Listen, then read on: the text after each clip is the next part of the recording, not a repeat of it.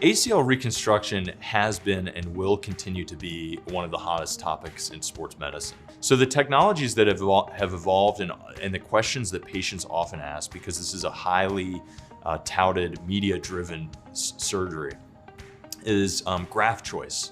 So patients that are younger should always have autograft, and this is a part of your own tissue. The reason being that when we reconstruct the ACL, we want there to be blood flow. We want blood to be there to allow the graft to integrate into the normal human anatomy. We want the ACL to be specifically done in a fashion so that it recreates the ACL footprints. And we do that with special guides now that allow us to drill independent tunnels to recreate the ACL.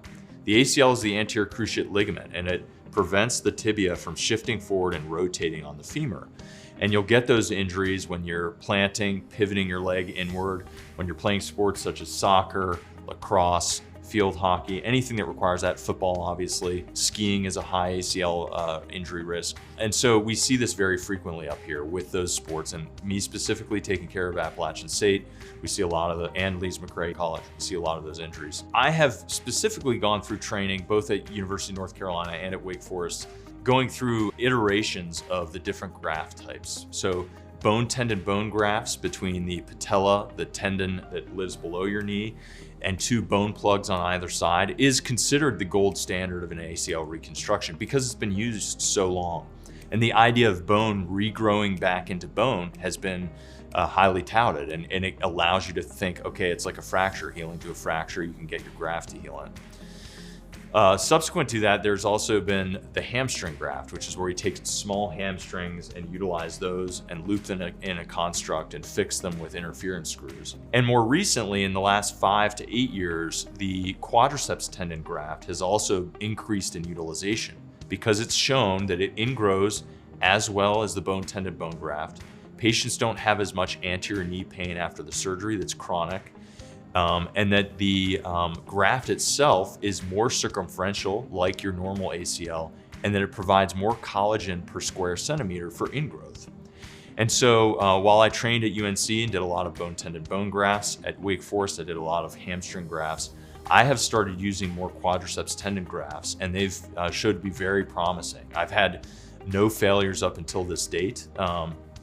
And there are some other technologies that have allowed us to better fixate these grafts and better tension these grafts. So you can imagine we go in the knee, we reconstruct the knee by first cleaning off our footprints and identifying where the ACL, the native ACL, was on the femur and then on the tibia. And then we place guides and drill back holes to recreate and reconstruct the ligament. And what has changed now is that we have ways of tensioning the ACL. So we can now deliver the ACL into the knee by making small incisions and actually using small portal sites within the knee to deliver the graft. And then we have something called a tightrope construct, which is essentially a self-tensioner device where buttons flip on either side of the bone, and then we're able to tension the ACL. The other thing that's developed recently is something called the internal brace. So the internal brace is a very simple concept. It's a very strong suture that goes in line with different tendons, with different ligaments. I use it elsewhere in the body as well, to help hold tension while the graft is healing in and relieve stress on the graft. And so we do a separate suture, a separate anchor to reconstruct that vector to allow it to take tension off the ACL, which allows us to start physical therapy very soon. That's another part of the technology that has changed, is developing physical therapy that we're able to start immediately. We use blood flow restriction in a lot of our physical therapy groups up here, early range of motion, early weight bearing, early activity to retrain the quadriceps muscles and the hamstring muscles to get back to function. And if you follow all those guidelines and principles, from physical therapy to the surgical technique, and the patient complies, you have a very high chance of those patients returning back to high level activities in sports.